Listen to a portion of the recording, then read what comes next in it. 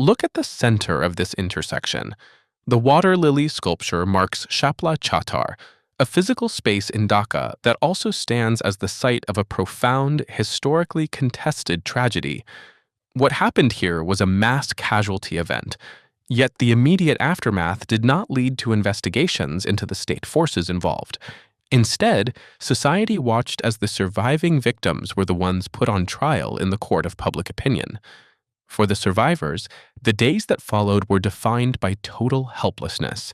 It was a suffocating silence where every avenue for institutional justice was systematically blocked from the top down. That silence did not happen organically. Prominent voices in the media and the established intellectual class stepped in to build a narrative wall, ensuring that legal accountability remained impossible. The tactics used in the wake of Shapla exposed the mechanics of institutional prejudice. It shows how easily a group's human rights can be dismantled when an establishment controls the perception of who is worthy of them. To understand the mechanics of this event, we have to look past the physical violence. We have to dissect the precise political rhetoric that successfully manufactured public consent for a massacre. The first step in that process is categorization.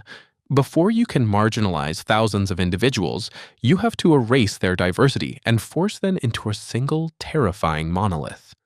The establishment achieved this by isolating specific visual markers. Articles of clothing like the juba, the skullcap, and the beard were grouped together as the rigid criteria for this new category.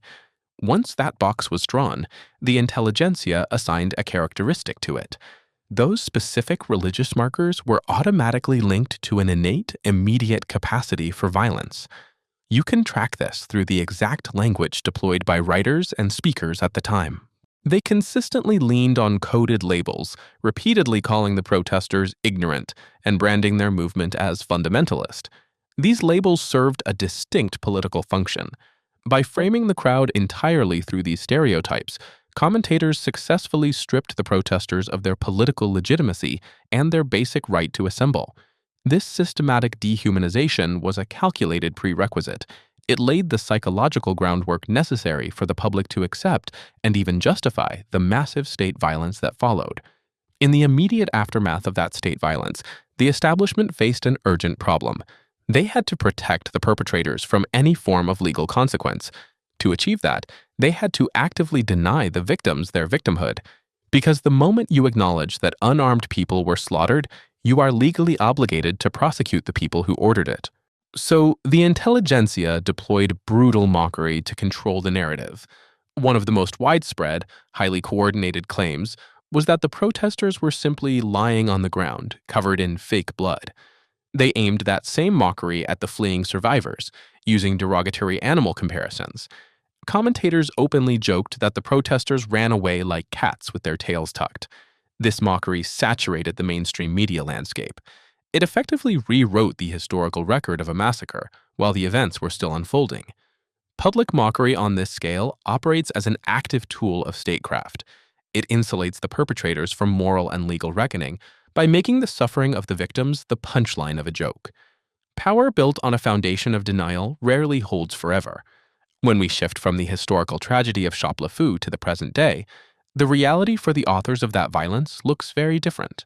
There is a philosophical concept of an inevitable reckoning, the idea that the consequences of extreme injustice will eventually outlast any worldly political control. Eventually, the structure collapses under its own weight. Look at the situation today. The very same writers, speakers, and masterminds who laughed at the victims are now fleeing the institutional system they spent years building, heavily monitored by security forces guarding the exits. There is a sharp symmetry to their fate. The architects of the massacre are now experiencing the exact state of institutional helplessness that they once so easily inflicted upon the protesters.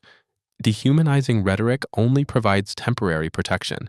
It serves as an incredibly fragile shield for authoritarian power, vulnerable to the eventual turning of the tide. In the end, power sustained by dehumanization and the mockery of the vulnerable proves remarkably brittle. When the narrative shifts, The very architects of that system often find themselves crushed by the weight of the same machinery they once used to silence others.